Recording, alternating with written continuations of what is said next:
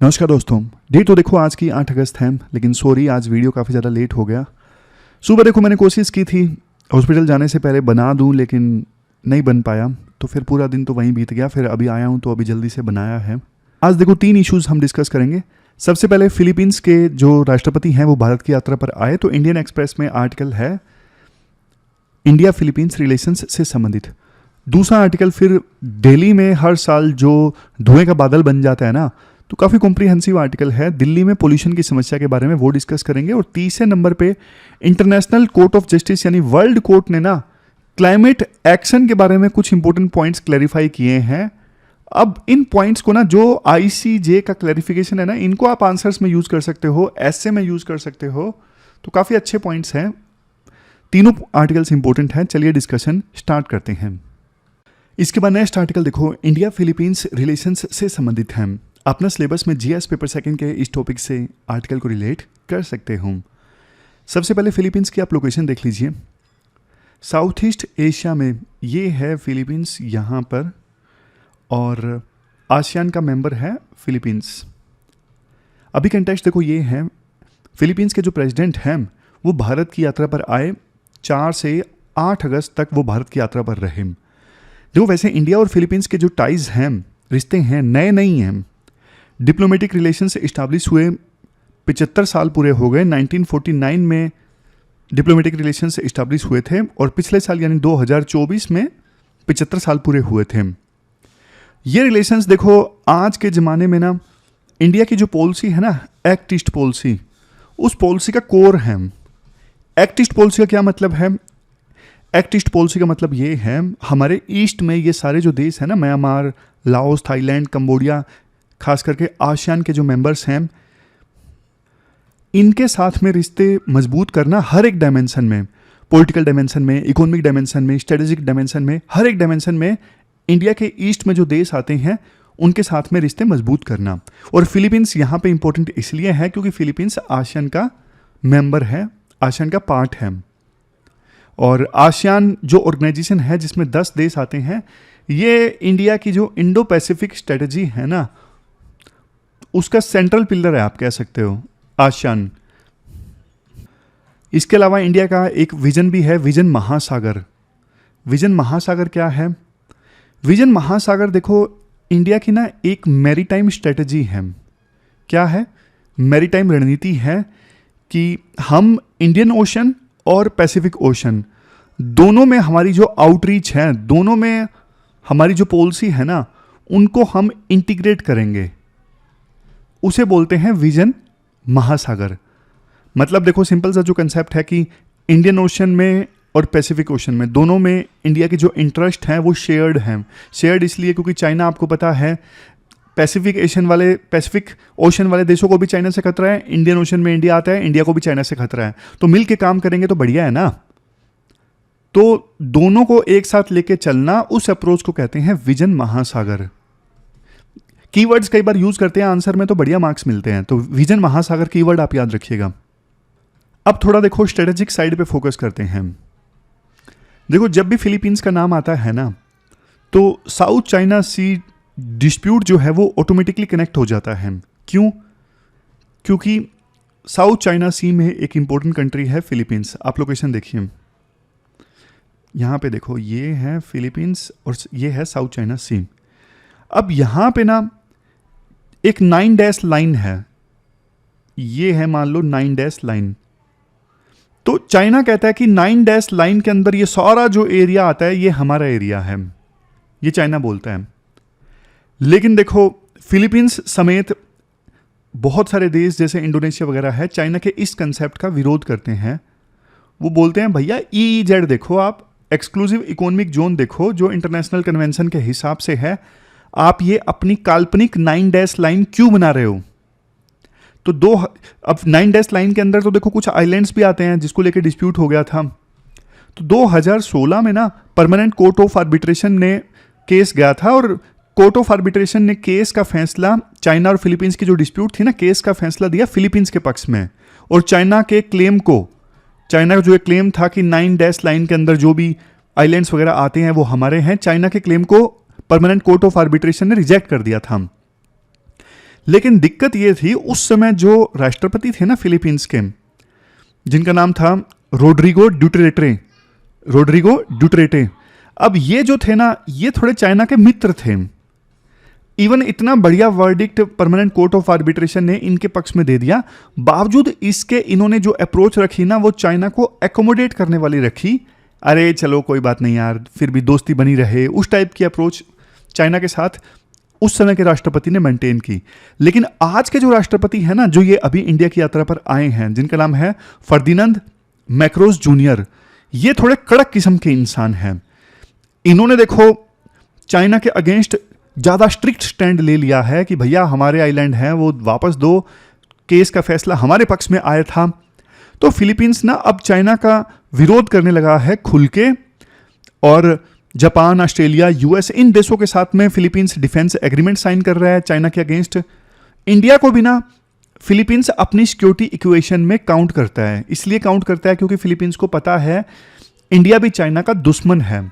इसलिए फिलीपींस को लगता है सिक्योरिटी पर्सपेक्टिव से इंडिया भी उनके लिए इंपॉर्टेंट है, दुश्मन का दुश्मन दोस्त, वो वाली अप्रोच यहाँ पर इंप्लीमेंट होती दिखाई दे रही है।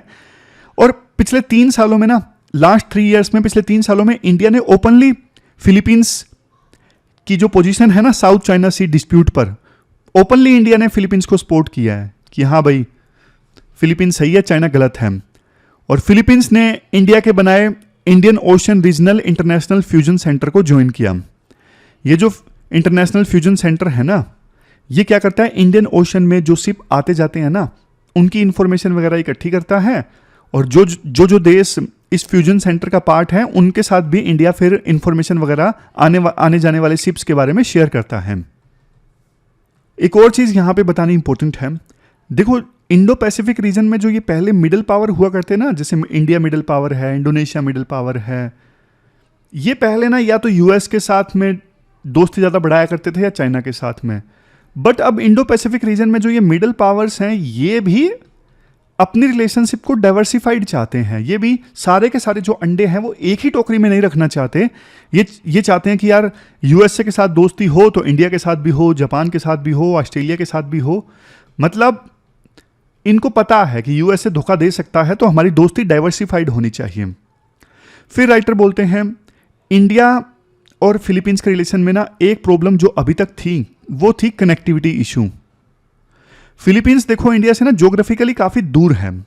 बाकी जो देश हैं जैसे थाईलैंड वगैरह, सिंगापुर, वियतनाम में बहुत नज़दीक है।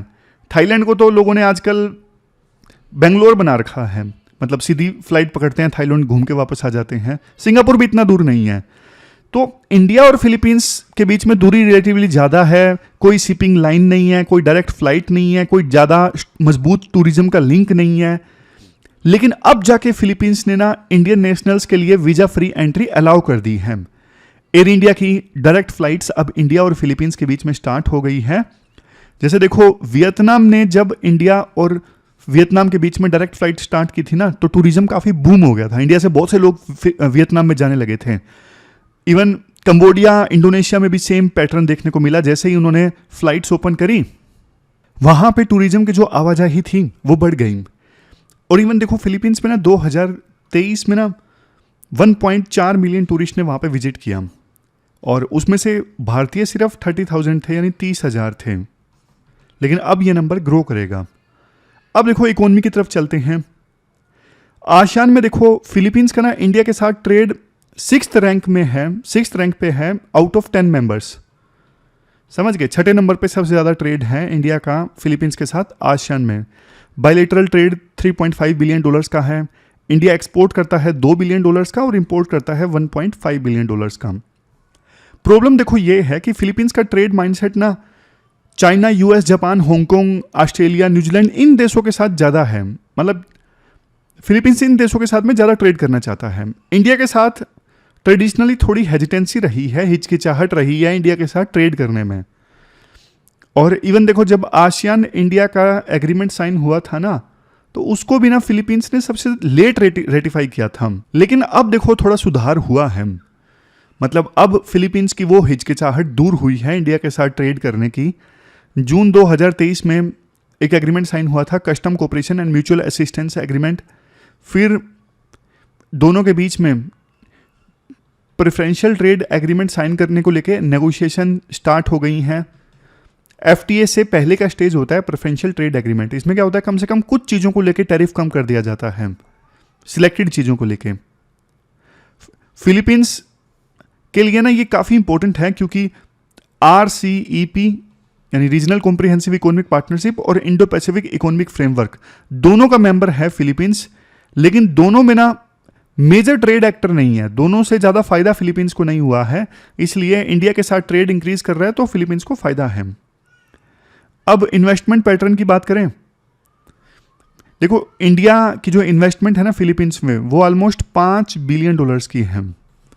$5 बिलियन की मेन सेक्टर है, जैसे इंफॉर्मेशन टेक्नोलॉजी इंडस्ट्री है, इन्फोसिस, विप्रो जैसे, pharma, health care, biomass energy. और फिलीपींस की इन्वेस्टमेंट इंडिया में काफ़ी कम है, लेकिन स्कोप काफ़ी ज़्यादा है, क्योंकि आज के समय में ना रीजनल सप्लाई चेन्स काफ़ी शिफ्ट हो रहे हैं। मतलब जैसे कंपनीज चाइना जैसे देशों से हट के दूसरे देशों में अपना प्लांट वगैरह इस्टेब्लिश करना चाहती हैं, तो इससे ना दोनों को फ़ायदा हो सकता है। लेकिन एक कड़वी सच्चाई ये भी है, दोनों आपस में ना कॉम्पिटिटर भी हैं। जैसे इंडिया भी लेबर सरप्लस कंट्री है, फिलीपींस भी लेबर सरप्लस कंट्री है। इंडिया में भी इंडिया की ताकत है सर्विस इंडस्ट्री, फिलीपींस की ताकत भी सर्विस इंडस्ट्री है। कंपनीज फैक्ट्रीज चाइना को छोड़ के दूसरे देश में जाना चाहती हैं, तो इंडिया भी एक ऑप्शन है, फिलीपींस भी एक ऑप्शन है। तो इन मामलों में ये कॉम्पिटिटर भी हैं। इसके बाद फाइनेंशियल टेक्नोलॉजी में कोऑपरेशन की बात की जाती है। 2023 में ना एक MOU साइन हुआ था फिनटेक कोऑपरेशन को लेके। फिलीपींस में भी देखो डिजिटल पेमेंट्स जो है ना काफ़ी ज़्यादा पॉपुलर हैं इंडिया की तरह। तो फिलीपींस भी इंडिया का जो UPI मॉडल का टेम्पलेट है ना वो यूज़ कर सकता है। ऑलरेडी हमारा जो national payment corporation of India है ना, वो सिंगापुर, UAE, फ्रांस में UPI एक्सपोर्ट कर रहा है, तो फिलीपींस को भी कर सकता है। समझ गए। फिर लास्ट में राइटर ये बोलते हैं, फिलीपींस देखो अगले साल ना आसियान की चेयरमैनशिप संभालेगा। इसका मतलब इंडिया आसियान समिट और बायलैटरल डील्स को पुश करने का एक और मौका मिलेगा। मैरीटाइम सिक्योरिटी है, सप्लाई चेन रिजिलियंस है, डिजास्टर रिस्पॉन्स है, इन सब एरियाज में ना इंडिया और फिलीपींस की जो पार्टनरशिप है ना वो और ज़्यादा मजबूत हो सकती है जब फिलीपींस अगले साल आसियान की चेयरमैनशिप संभालेगा। तो ये पूरी डिस्कशन हमने की इंडिया फिलीपींस रिलेशन से संबंधित। चलते हैं आगे। इसके बाद नेक्स्ट आर्टिकल देखो दिल्ली के पोल्यूशन से संबंधित है, क्योंकि अब सर्दियां आने वाली हैं तो पोल्यूशन से संबंधित आर्टिकल्स आएंगे। हर बार तो आपने देखा होगा नवंबर वगैरह में धुएं का पूरा बादल आ जाता है NCR में। हर बार तो राजनीति चलती थी, लेकिन इस बार तो MCD में भी और सेंटर में भी और राज्य में भी BJP की सरकार है। तो क्या किया जा सकता है पोल्यूशन से निपटने के लिए, सारी अच्छे अच्छे पॉइंट्स इस आर्टिकल में दिए हुए हैं। आप सिलेबस में GS पेपर 3 के इस टॉपिक से आर्टिकल को रिलेट कर सकते हो। देखो WHO का ना ये कहना है, अगर हवा में ना यानी एटमॉस्फेयर में पार्टिकुलेट मैटर 2.5 की जो मात्रा है वो 5 यूनिट तक है ना, तो देखो है सेफ। लेकिन आप दिल्ली से कंपेयर कीजिए, दिल्ली में 2021 में हवा में यानी एटमॉस्फेयर में पार्टिकुलेट मैटर 2.5 की जो मात्रा थी ना वो 126.5 यूनिट थी। मतलब जो सेफ लिमिट है ना उससे 25 गुना ज़्यादा। और सर्दियों में तो ये नंबर 300-400 को क्रॉस कर जाता है। मतलब health emergency level. Harvard school of public health का एक पेपर ये कहता है इतना पोल्यूशन देखो हर एक की लाइफ एक्सपेक्टेंसी को ना एवरेज के तौर पे 6.3 साल कम कर देता है। एक और फैक्ट जिसको आप आंसर में यूज कर सकते हो, ये भी इंपॉर्टेंट फैक्ट है, 2023 का एयर क्वालिटी लाइफ इंडेक्स ये बोलता है दिल्ली में ना पोल्यूशन की वजह से 25,000 लोगों की डेथ होती है हर साल। आप इसका ना इकोनॉमिक डायमेंशन भी देखो, GDP का 3% का नुकसान हो जाता है जो हेल्थ कॉस्ट आती है पोल्यूशन की वजह से। पोल्यूशन की वजह से प्रोडक्टिविटी लॉस होता है, वर्क डिसरप्ट होता है, और सबसे ज़्यादा मार खाते हैं गरीब लोग, जो देखो इवन मास्क भी अफोर्ड नहीं कर पाते और उनको तो मजबूरी में अपने दिन का काम करना पड़ेगा बाहर रह के। जैसे रिक्शा चलाने वाले लोग हैं वो कहाँ जाएंगे, काम तो करना पड़ेगा। उनके पास तो कोई प्यूरीफायर नहीं है। एक वो कहावत है ना कि क्लाइमेट चेंज की कॉस्ट इक्वल नहीं है। क्लाइमेट चेंज की जो कॉस्ट है गरीब लोगों पे ज़्यादा है, अमीर लोगों पे कम है। समझ गए। जबकि देखो क्लीन एयर तो एक बेसिक ह्यूमन राइट है। और बिना इसके क्या ही हेल्थ है, क्लीन एयर के बिना क्या ही हेल्थ है ना। अब आगे चलते हैं। लेकिन यहाँ पे देखो गवर्नमेंट ना फेल हो गई है, दिल्ली में तो खास करके, क्योंकि इतने सालों से लगातार सर्दियों में आप देखते हो धुएं का बादल जमा हो जाता है। सरकार ने ना सिर्फ इमरजेंसी मेजर्स लिए हैं। इमरजेंसी मेजर्स जैसे OD1 स्कीम है, या फिर फायर क्रैकर्स को बैन कर दिया, पटाखों को बैन कर दिया।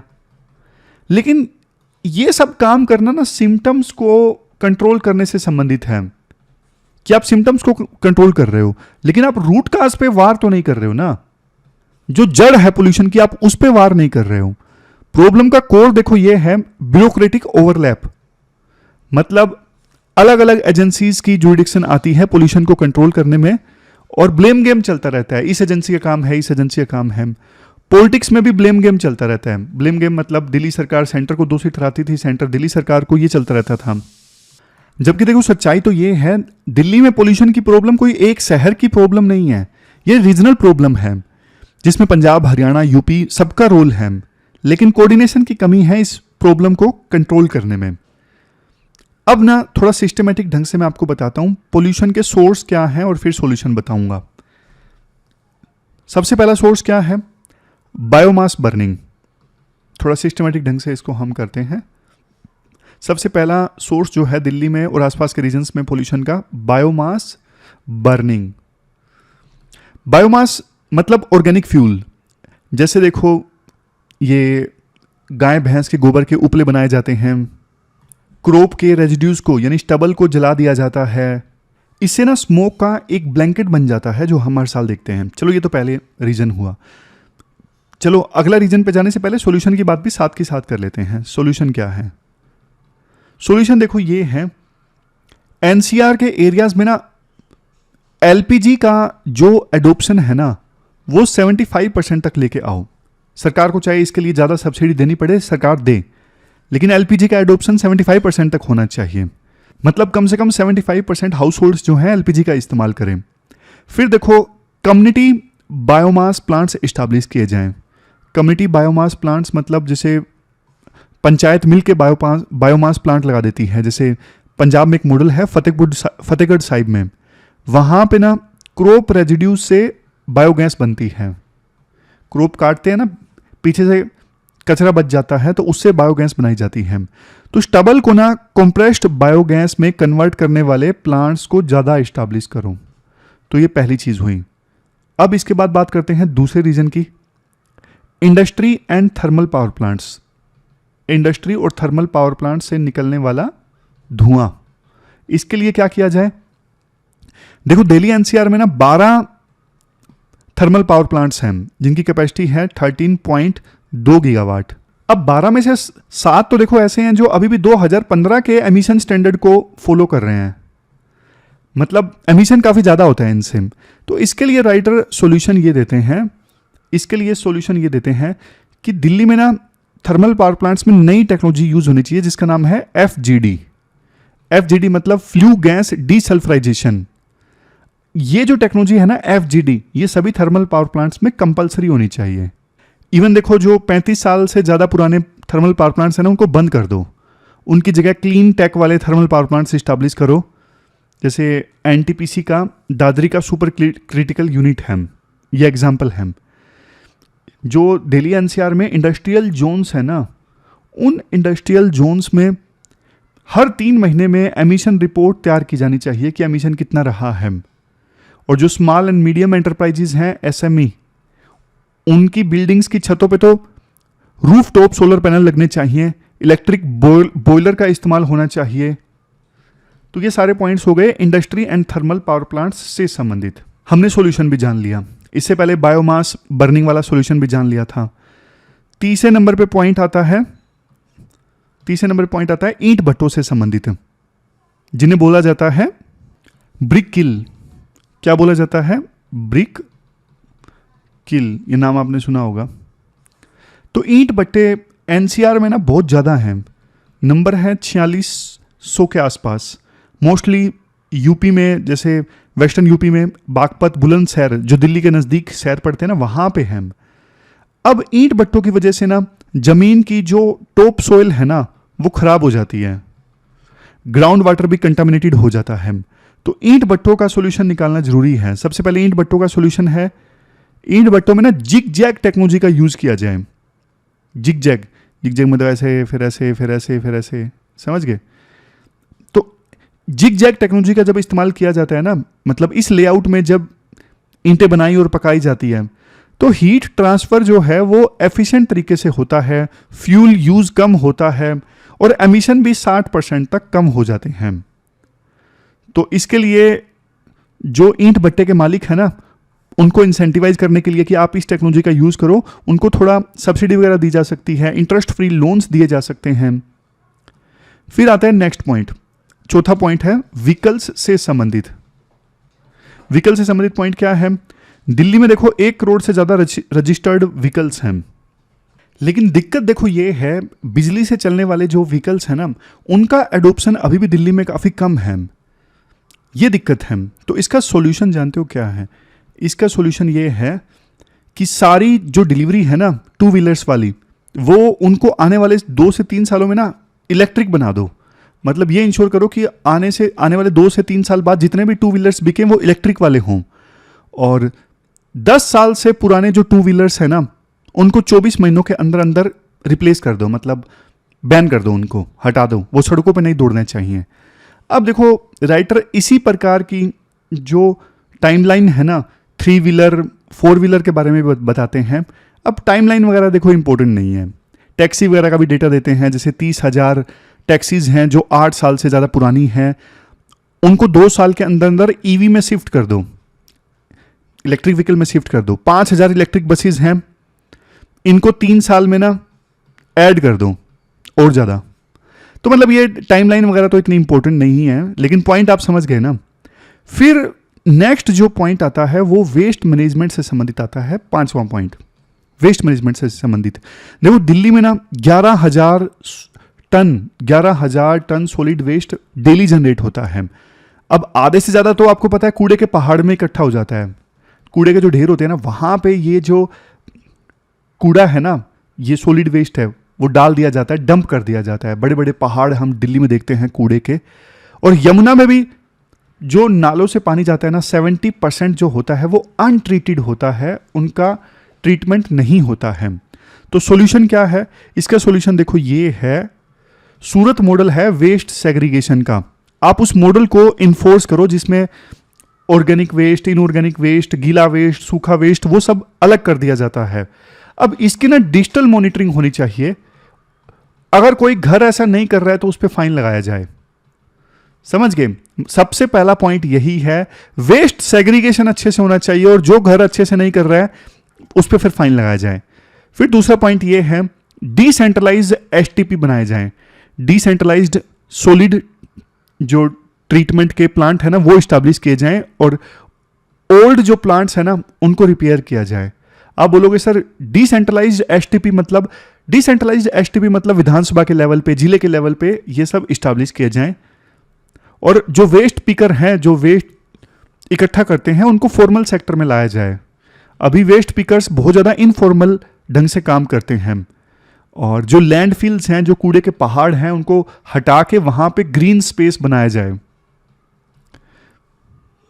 तो ये सारे सॉल्यूशंस हैं और प्रॉब्लम्स हैं जो जिनकी हमने एक एक करके बात की। अब ये सारे पॉइंट्स यहाँ पे दिए हुए हैं, मैंने थोड़ा आपको पेन की सहायता से समझा दिया ताकि आपको अच्छे से समझ में आए। फिर राइटर ये बोलते हैं, देखो पोल्यूशन का 30-40% जो है ना वो तो दिल्ली के बाहर से आता है, जैसे हरियाणा से, पंजाब से, यूपी से। तो इनके साथ मिलकर एक joint clean air action plan बनाया जाए। टारगेट ये होना चाहिए कि 2028 तक ना, टारगेट ये होना चाहिए 2028 तक जो पर्टिकुलेट मैटर 2.5 का लेवल है ना वो 40 से 50% कम कर दिया जाए जो 2023 में था। समझ गए? 2023 में जो पर्टिकुलेट मैटर 2.5 का लेवल था ना, 2028 तक आते आते इसे 40 से 50% कम कर दिया जाए। और अर्बन प्लानिंग से संबंधित भी ध्यान दिया जाए। 2019 से ना दिल्ली एनसीआर में प्रॉपर्टी के रेट तो 57% बढ़ गए हैं, लेकिन इंफ्रास्ट्रक्चर वैसा का वैसा है। तो अनप्लान्ड अर्बन ग्रोथ नहीं होनी चाहिए, इससे पोल्यूशन बढ़ता है, इससे कंजेशन बढ़ता है। मतलब मास्टर प्लान जो है ना दिल्ली का, उसी के हिसाब से चीजें चले। मास्टर प्लानिंग में पैदल चलने की जगह, पब्लिक ट्रांसपोर्ट, ग्रीन कवर, इन सब पे ज्यादा फोकस किया जाता है। और प्राइवेट कार यूज करना, इसे डी इंसेंटिवाइज करो, पार्किंग रेट ज्यादा होने चाहिए, कंजेशन टैक्स लगाओ, ये सब करो। लास्ट में ये बोला जाता है 2036 तक ना इंडिया की पॉपुलेशन कितनी हो जाएगी, 150 करोड़। अगर देखो शहरों की ग्रोथ, जैसे दिल्ली की बात कर रहे हैं, दिल्ली ग्रोथ अनप्लान रही तो फिर देखो इन्वायरमेंट पूरी तरह से तबाह हो जाएगा। तो अब हमें थोड़ा सिस्टमेटिक ढंग से चलना होगा, पॉलिसीज बदलनी होंगी, टेक्नोलॉजी का यूज करना होगा, कम्युनिटी का सपोर्ट चाहिए, रीजनल यूनिटी चाहिए, तब जाके हम पोल्यूशन की समस्या को कम कर सकते हैं। तो देखो ये कॉम्प्रिहेंसिव आर्टिकल था जो हमने डिस्कस कर लिया, इसमें बहुत सारे पॉइंट्स ऐड हो गए। अब चलते हैं आगे। इसके बाद नेक्स्ट आर्टिकल देखो, क्लाइमेट चेंज से संबंधित जो वर्ल्ड कोर्ट की एडवाइजरी आई है ना, उससे संबंधित है। आप सिलेबस में जीएस पेपर 3 के इन टॉपिक्स से आर्टिकल को रिलेट कर सकते हो। सबसे पहले ICJ, international court of justice, इसको देखो वर्ल्ड कोर्ट भी बोलते हैं। ये यूएन का ना हाईएस्ट लीगल बॉडी है। इसका काम क्या है, कंट्रीज के बीच जो डिस्प्यूट्स हो जाती है ना उनको सुलझाना, और कभी कभी एडवाइजरी ओपिनियन भी दी जाती है इस बॉडी के द्वारा। एडवाइजरी ओपिनियन का मतलब क्या होता है, एडवाइजरी ओपिनियन देखो जजमेंट की तरह बाइंडिंग नहीं होता, लेकिन फिर भी वजन काफी ज्यादा होता है जब वर्ल्ड कोर्ट अगर किसी चीज पे अपनी एडवाइस देती है। जैसे इंडिया में भी सुप्रीम कोर्ट के पास में कुछ एडवाइजरी पावर्स होती हैं, लेकिन सुप्रीम कोर्ट जिस चीज पे राय दे दे अपने आप में उसका वेटेज, उसकी इंपॉर्टेंस काफी ज्यादा बढ़ जाती है। ठीक वैसा ही यहां पे इंटरनेशनल कोर्ट ऑफ जस्टिस की एडवाइजरी ओपिनियन से है, क्योंकि फिर विभिन्न देशों के ऊपर पॉलिटिकल और मोरल प्रेशर बन जाता है ना कि हाँ भाई वर्ल्ड कोर्ट की बात माननी है। जैसे देखो एग्जाम्पल के तौर पे इंटरनेशनल कोर्ट ऑफ जस्टिस ने ना चैगोज आइलैंड्स के इशू पर अपना ओपिनियन दिया था, तो उसके बाद यूके पे प्रेशर आ गया था काफी ज्यादा। यूके ने इन आइलैंड्स को लौटा दिया, किसको, मॉरिशस को। अब क्या बोला है इंटरनेशनल कोर्ट ऑफ जस्टिस ने क्लाइमेट के ऊपर, कोर्ट ने देखो ये बोला है climate protection is legal obligation, मतलब कंट्रीज की ड्यूटी है कि क्लाइमेट सिस्टम को प्रोटेक्ट करना है। फिर से बोलता हूं, अब ये बोला है इंटरनेशनल कोर्ट ऑफ जस्टिस ने कि क्लाइमेट को प्रोटेक्ट करना इज लीगल ऑब्लिगेशन, मतलब विभिन्न देशों की ये ड्यूटी है कि जैसा क्लाइमेट है उसे प्रोटेक्ट करना, क्लाइमेट सिस्टम को प्रोटेक्ट करना। इस ड्यूटी को विभिन्न देशों के द्वारा इग्नोर नहीं किया जा सकता, चाहे पॉलिटिक्स कुछ भी कहे। इसके बाद दूसरा पॉइंट देखो, इंटरनेशनल कोर्ट ऑफ जस्टिस ने ना अपनी ओपिनियन में ये जो ट्रीटीज है ना जो हम पढ़ते हैं एनवायरमेंट में, जैसे UNFCCC है, इसके अलावा क्योटो प्रोटोकॉल है, इसके अलावा पेरिस क्लाइमेट चेंज एग्रीमेंट है, तो इंटरनेशनल कोर्ट ऑफ जस्टिस ने ना ये बोला कि ये सारी जो ट्रीटीज हैं आपस में जुड़ी हुई हैं, आप इनको कंपार्टमेंटलाइज करके अलग अलग करके नहीं देख सकते, ये एक ही स्टोरी का हिस्सा है। समझ गए? इसके साथ साथ इवन साइंटिफिक कंसेंसस और कॉन्फ्रेंस ऑफ पार्टीज की मीटिंग में जो डिसीजन लिए जाते हैं वो सब एक कहानी का हिस्सा है, तो सबको इंटीग्रेट करके देखा इंटरनेशनल कोर्ट ऑफ जस्टिस ने। कुछ इंपॉर्टेंट क्लैरिफिकेशंस भी की, जैसे पेरिस क्लाइमेट चेंज एग्रीमेंट ये बोलता है वेल बिलो 2 डिग्री सेल्सियस और एफर्ट्स टू 1.5 डिग्री सेल्सियस, मतलब ये बोल दिया इसमें पेरिस क्लाइमेट चेंज एग्रीमेंट में कि हम अर्थ के एवरेज टेम्परेचर को ना 2 डिग्री सेल्सियस से ज्यादा बढ़ने से रोकेंगे और प्रयास करेंगे कि कम से कम 1.5 डिग्री सेल्सियस तो ना ही बढ़े। तो कोर्ट ने ये बोला लेटेस्ट साइंस के हिसाब से ना ये इंश्योर किया जाए कि अर्थ के एवरेज टेम्परेचर को 1.5 डिग्री सेल्सियस से ज्यादा बढ़ने से रोका जाए किसी भी कीमत पे, 1.5 डिग्री सेल्सियस। अब इस पे इंटरनेशनल कोर्ट ऑफ जस्टिस ने अपनी ओपिनियन दे दिया है, क्योंकि कुछ एक्सपर्ट्स 2 बोल रहे थे कि अर्थ के एवरेज टेम्परेचर को 2 डिग्री सेल्सियस से बढ़ने से ज्यादा ना रोका जाए मतलब, लेकिन इंटरनेशनल कोर्ट ऑफ जस्टिस ने बोला 2 नहीं भैया, 2 डिग्री सेल्सियस तो बहुत ज्यादा हो जाएगा, अब 1.5 डिग्री सेल्सियस ना बढ़ने दो अर्थ के एवरेज टेम्परेचर को। तो पहली चीज ये क्लैरिफाई किया है। दूसरी चीज ये क्लैरिफाई की है कि एनडीसी मतलब नेशनली डिटरमाइंड कॉन्ट्रीब्यूशंस, विभिन्न देश अपने अपने क्लाइमेट एक्शन प्लान बनाते हैं ना कि हम इतना एमिशन कम करेंगे। तो कोर्ट ने ये बोला कि देखो एनडीसी बनाना यानी अपने अपने टारगेट बनाना ये फ्री चॉइस नहीं है कि आप कुछ भी टारगेट दे दो, नहीं, ये हाईएस्ट पॉसिबल एम्बिशन होना चाहिए कि मतलब जितना ज्यादा पॉसिबल हो सके उतना टारगेट होना चाहिए और रियल एक्शन लेना पड़ेगा ताकि टारगेट्स अचीव हो सके। कुछ देश ना फॉर्मेलिटी कर देते थे, और लेकिन आईसीजे ने बोल दिया कि ये फ्री चॉइस नहीं है भैया, आप हाईएस्ट पॉसिबल टारगेट रखो। फिर नेक्स्ट नॉर्थ साउथ डिवाइड से संबंधित पॉइंट भी क्लैरिफाई किया आईसीजे ने। कोर्ट ने देखो ये जो प्रिंसिपल है ना CBDRRC यानी common but differentiated responsibility and respective capability, इसका मतलब ये है कि देखो जो डेवलप कंट्रीज है ना पास्ट में तो उन्होंने एमिशन किया है तो रिस्पॉन्सिबिलिटी सबकी है कि एमिशन कम करने हैं, लेकिन बराबर नहीं है, वेस्टर्न कंट्रीज की ज़्यादा है। और कैपेबिलिटी भी देखे जानी है कि किसकी कितनी कैपेबिलिटी है एमिशन को कम करने में। तो आईसीजे ने ये बोला रिच कंट्रीज यानी अमीर देश जो हिस्टोरिकली ज़्यादा एमिटर हैं वो ज़्यादा रिस्पॉन्सिबिलिटी लें, उनके पास ज़्यादा पैसा है, ज़्यादा टेक्नोलॉजी है, उनको ये सब ट्रांसफ़र करना चाहिए। गरीब देश अपनी कैपेसिटी के हिसाब से काम करें। फिर नेक्स्ट पॉइंट वर्ल्ड कोर्ट ने ना फाइनेंस एंड टेक्नोलॉजी ट्रांसफर से संबंधित बोला। Finance and technology transfer develop countries के ऊपर ना ये लीगल ऑब्लिगेशन है कि वो एमिशन को मिटिगेट करने के लिए और क्लाइमेट चेंज से विभिन्न देश अडेप्ट कर सकें, दोनों के लिए पैसा दे, टेक्नोलॉजी दे। ये ऑब्लिगेशन है, लीगल ऑब्लिगेशन है डेवलप कंट्रीज के ऊपर, उनकी मर्जी पर डिपेंड नहीं करता है। समझ गए? और अमाउंट कितना होगा, अमाउंट देखो फिक्स्ड नहीं है, ये गुड फेथ से डिसाइड होगा और ड्यू डिलीजेंस से डिसाइड होगा कि कितना पैसा डेवलप कंट्रीज देंगे डेवलपिंग कंट्रीज को। फिर देखो आगे एक और पॉइंट जो क्लैरिफाई किया गया लूप होल बैंड से संबंधित। क्लाइमेट ट्रीटीज देखो सेल्फ कंटेन्ड है, मतलब जनरल इन्वायरमेंट लॉ अप्लाई नहीं होता। अगर ट्रीटी देखो छोड़ दो तो ऑब्लिगेशन खत्म हो जाता है, लेकिन कोर्ट ने ना इस चीज को रिजेक्ट कर दिया। कोर्ट ने ये बोला कस्टमरी इंटरनेशनल लॉ और इन्वायरमेंटल प्रिंसिपल्स जो हैं वो हमेशा अप्लाई होते हैं। अगर यूएसए जैसा कोई कंट्री ट्रीटी से एग्जिट भी कर जाए ना तो भी क्लाइमेट का ड्यूटी उनके ऊपर बनता है। ऐसा नहीं कि आप ट्रीटी से एग्जिट कर गए तो आपके ऊपर में ऑब्लिगेशन हट गया। कोर्ट ने यह भी बोला कि क्लाइमेट चेंज का इफेक्ट ना ह्यूमन राइट्स पे होता है, स्पेशली जो वल्नरेबल कम्युनिटीज के राइट्स है ना उनको प्रोटेक्ट करना जरूरी है। ग्रीन ट्रांजिशन देखो लेकिन जस्ट होना चाहिए, ऐसा नहीं कि सब कुछ ग्रीन एडॉप्ट करने के नाम पे आप गरीब लोगों के राइट्स को वायलेट कर दो, ऐसा नहीं होना चाहिए। तो ये सारे पॉइंट्स आईसीजे ने क्लैरिफाई किए। अब इनको ना आप आंसर्स में यूज कर सकते हो, अच्छे अच्छे ये पॉइंट्स हैं। इवन एक और पॉइंट स्मॉल आइलैंड स्टेट्स जो है ना उन्होंने भी यूएन को रिक्वेस्ट किया था कि आईसीजे ओपिनियन ले, तो उनके लिए भी ये काफी बड़ी लीगल विक्ट्री है। तो कुल मिला के अच्छे पॉइंट्स हैं जिनको आप आंसर्स में यूज करिए। लास्ट में क्वेश्चन देख लीजिए जो आपको अटेम्प्ट करना है। इंडिया फिलीपींस रिलेशंस से संबंधित क्वेश्चन आपको अटेम्प्ट करना है। 150 वर्ड्स में 10 मार्क्स का ये क्वेश्चन है। तो ये थी हमारी आज की डिस्कशन। कल मिलते हैं फिर से एक नई डिस्कशन के साथ। तब तक आप अपना ध्यान रखिए, अच्छे से पढ़िए।